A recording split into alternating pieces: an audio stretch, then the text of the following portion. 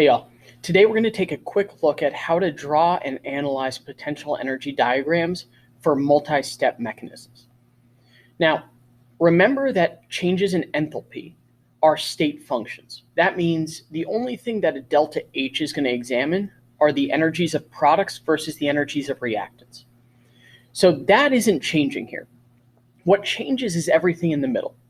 And so when we're looking at a single step mechanism, all right, one which might only involve a singular collision or a single decomposition, the process by which that occurs is going to be represented with a single peak, a single transition state. But as our mechanisms become more complex, we start to add some changes into these diagrams. So for instance, in a two-step mechanism, we're no longer going to have a single peak. We're going to, in fact, have two peaks, two different transition states. These represent the transition states of the first and second step.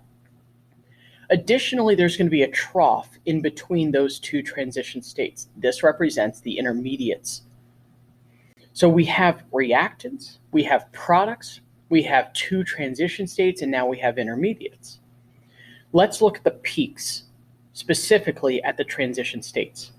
Now, we defined activation energy in thermochemistry as the distance between the potential energy of reactant and the peak of the transition state. This is the energy added in order to overcome the potential energy of the transition state. Remember, transition states are inherently unstable, so it takes energy to get up and over that hump.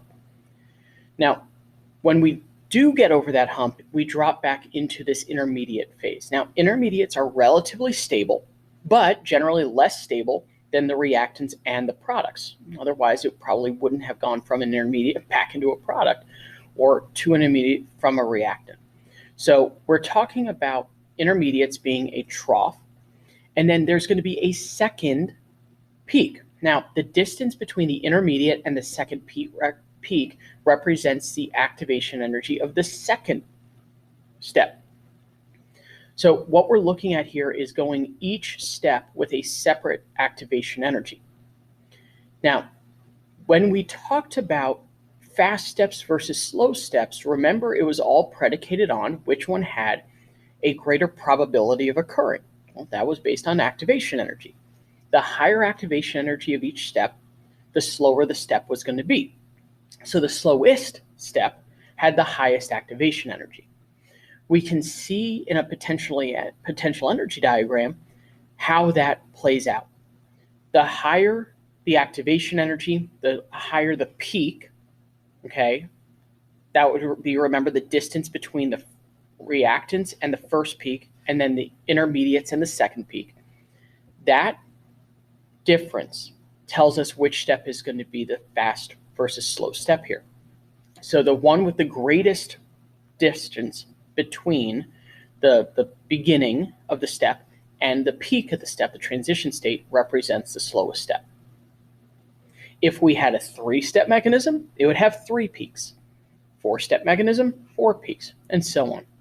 But in the end, we're not changing our reactants or our products. We're only manipulating what's in between the two.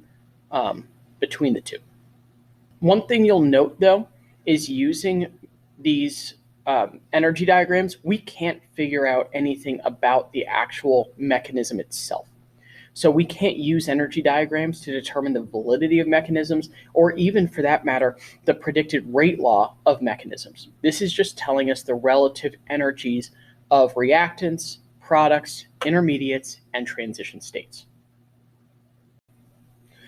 So that wraps up today's video. It's just a quick look at how we can use energy diagrams and manipulate them into understanding their relationship with multi-step mechanisms. Make sure you can draw it and make sure you can analyze it. And when you draw one from scratch, make sure you're very clear about the difference in the activation energies between the fast step and the slow step.